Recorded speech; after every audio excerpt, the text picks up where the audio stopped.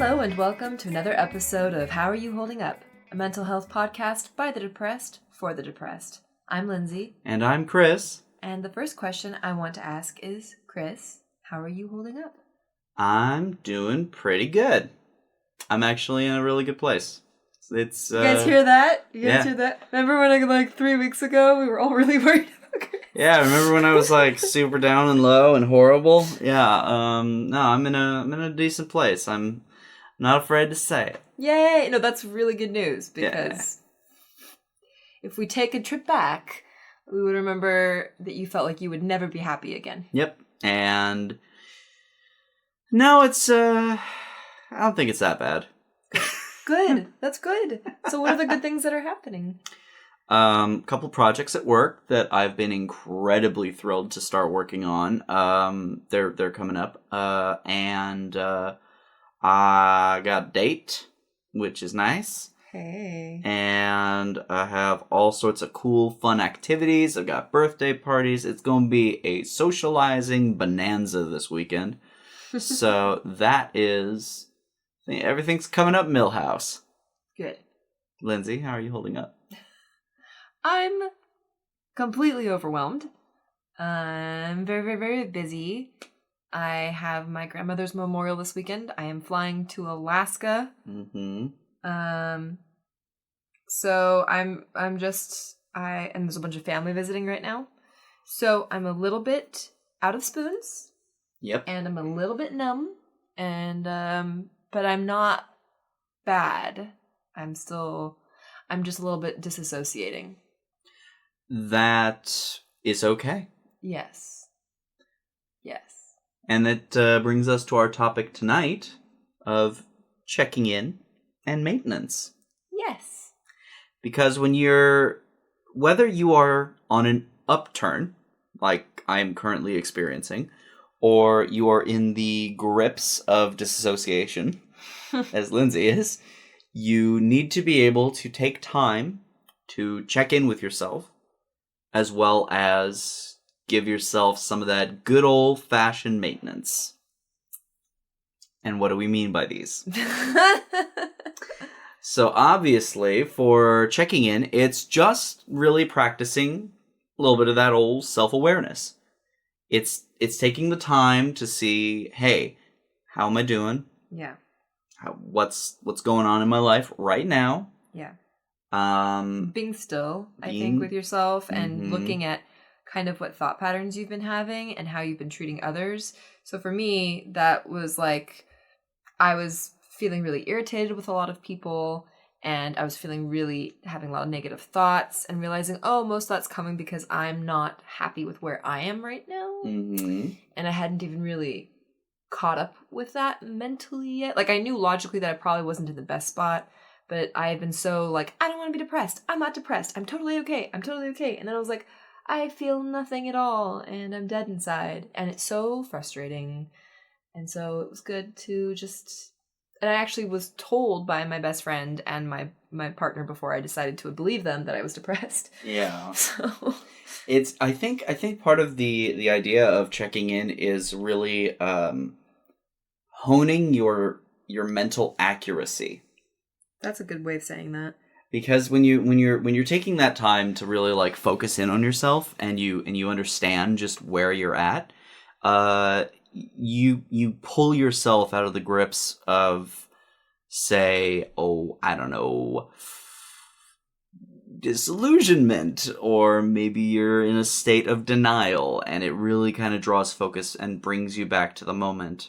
Yeah, if you're trucking along like you would if you were not depressed, and let's say you're super depressed, and you want to not be. So you are ignoring it, and you're just pushing yourself along, and you feel like you're getting more frustrated with yourself, and you have less to give to your partner, and so you're like, wow, there's something wrong with my relationship because I don't feel anything for my partner right now, and I really don't like this about them, and you're feeling irritated, and no matter how much you sleep, you're not doing well, and so it's my bed is the worst, and so you start coming up with all these negative thoughts being created by not realizing you need more self-care than you usually do. Yeah, absolutely. Which I am absolutely the worst at the whole self-care angle. Yeah. Like, by far and away, I am terrible at it. I will not let myself recharge or do the things that I know I need to do to maintain healthy lifestyles. Yeah. Which kind of is a cool way of segueing into maintenance in and of itself. Yes. So, what is maintenance? So once you realize that you're in a place that you require maintenance, that can look like anything from cleaning up your space, your living space a little bit, and feeding yourself better. Like, wow, I've eaten fast food the last 3 days. Like, just start with the basics. Are you getting enough sleep? Are you eating well? Are you socializing with happy, healthy people? Are you maintaining your hygiene? Are you being hygienic? Yes. So just like the basics is a good place to start, and sometimes the most effective. Yes. One of the first things to go whenever I'm at that point of needing maintenance is my hygiene will go right out the window. Same. And oh man, I get the stinkies, and I'm just like, oh, I don't notice it. Throw another layer of deodorant on. It's fine. Nobody will notice. Nobody gets that close to me anyway. Dry shampoo has been both the bane of my existence and also a blessing because my hair never, ever looks oily now. So that's an aid in depression. On that same note, though, sometimes you have to recognize when you cannot push yourself to do these things. And also don't do things that make you anxious. So if it's like, try to have some foresight with certain things. If you're driving home from work and you see that your gas gauge is going down and you're like, oh, I don't want to stop for gas right now because I can just do it in the morning. Well, the next morning you might be having a real rough morning and you wake up and you'll be anxious because you might be late. So take care of yourself in the moment and just go on the way home. Mm-hmm. Alternatively, if your car doesn't need maintenance right now and you're like, no, but I have to because I wrote it in my schedule that I have to do it this week, maybe let yourself off the hook with that one. Yeah. There are certain things that are forgiving, and a certain amount of forgiveness that is readily apparent in those things. Car maintenance can be one of them, so long as it isn't an actual serious problem. Like, don't ride a, check engine light for a few months. Right. That kind of thing should probably get taken care of. But it's the same with people. We have our own versions of check engine lights. We have our own versions of flat tires. We have our own versions of dead batteries. They are far and away harder to diagnose, but just as imperative to take care of when they happen. Yes. So I think it was Jim Carrey that said, if you're not eating well and giving yourself enough sleep and surrounding yourself with people who will be positive and push you towards your greatness and appreciate you, then you're not even giving yourself a fighting chance. Correct. And so that also brings us to giving yourself time to chill out. I know that my extroverts out there have a hard time having some downtime. Yep. And us introverts have too much chill time.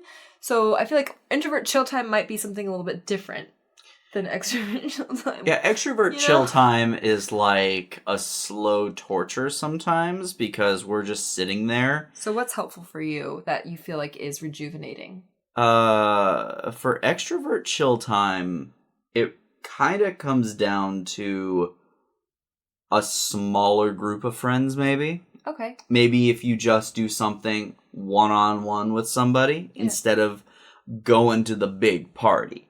Or going to a big public place where there's a whole bunch of shit going on. Getting that sensory overload can be And don't draining. be pushed by guilt. No. If you feel like, well, I should do this because I told these people I would and I feel so bad in terms of like going to a party or a big event.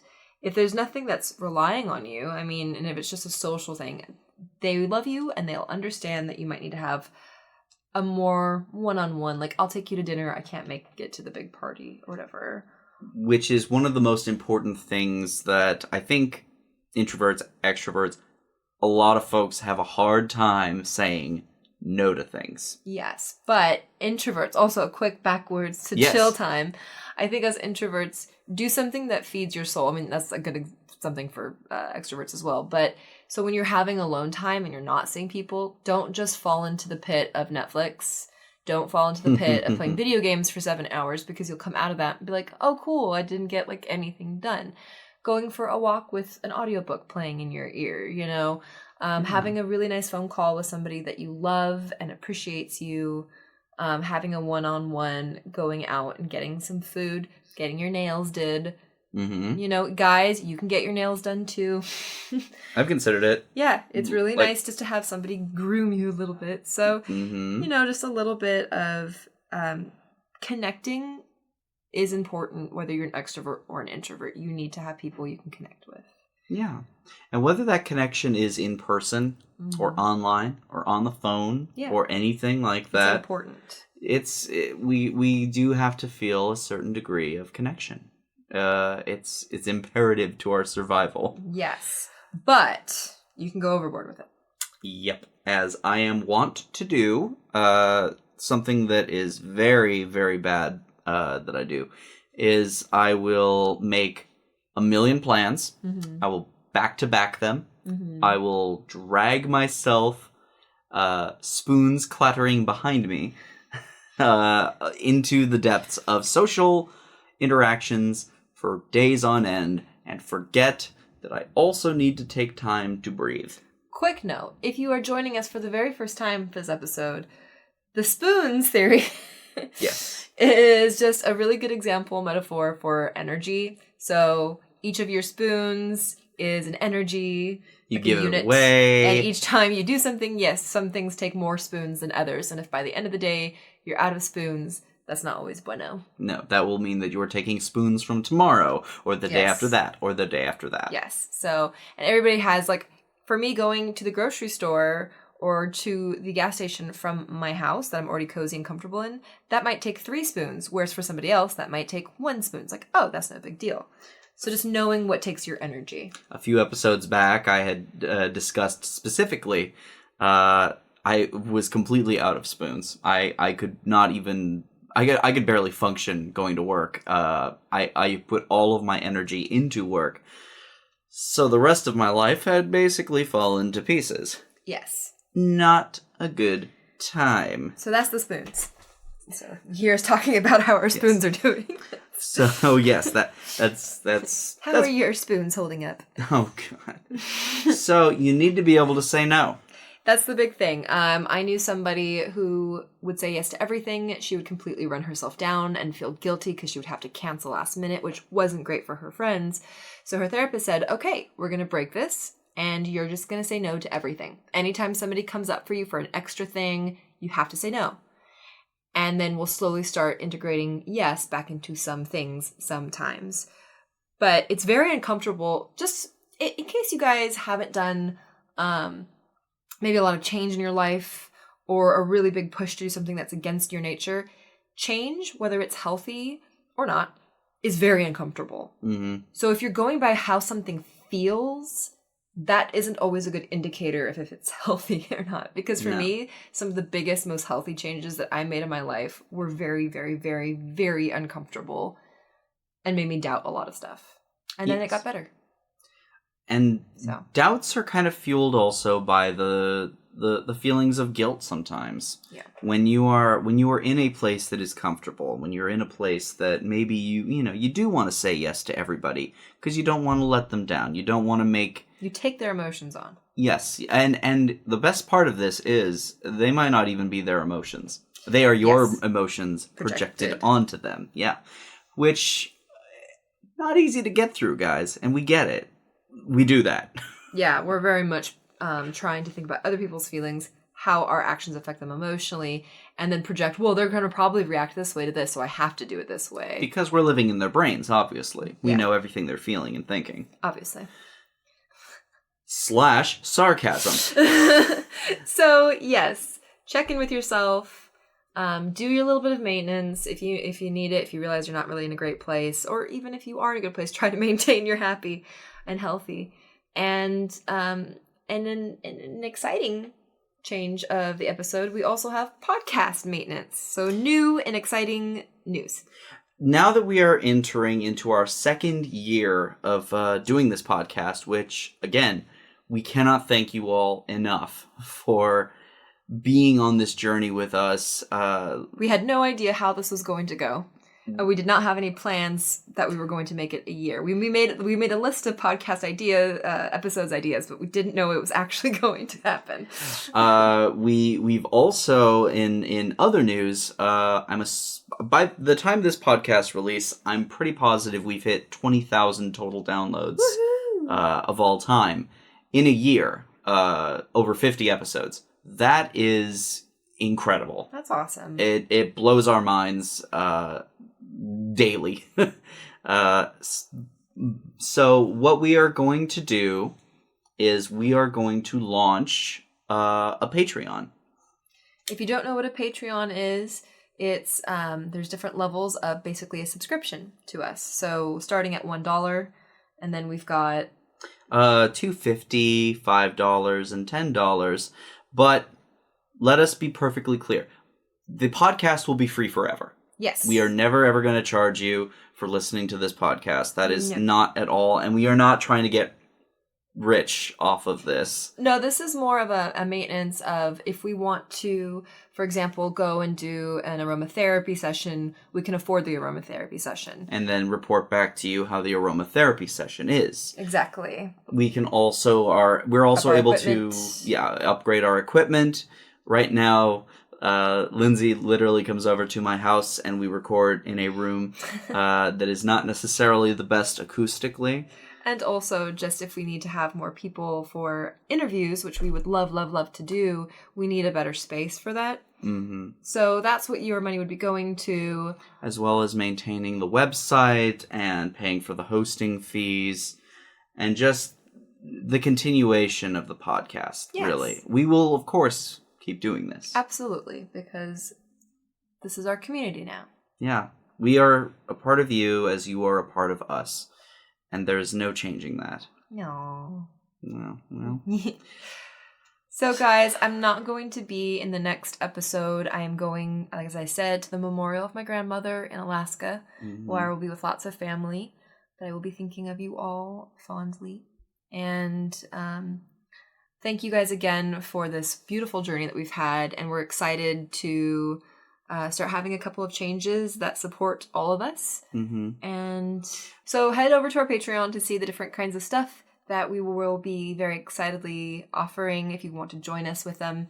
We'll have a Discord, possible videos, and extra episodes. We got stickers. You go and get a sticker in the mail? Yeah, you can get stickers. They're really cute. We are looking immensely forward. As always, follow us on our Instagram at HAYHU Podcast, like our Facebook page, subscribe to the subreddit, and if you want to send us something directly, go ahead and email mailbag@howareyoholdingup.com. Thanks, guys, and as always, don't tell us to just get over it.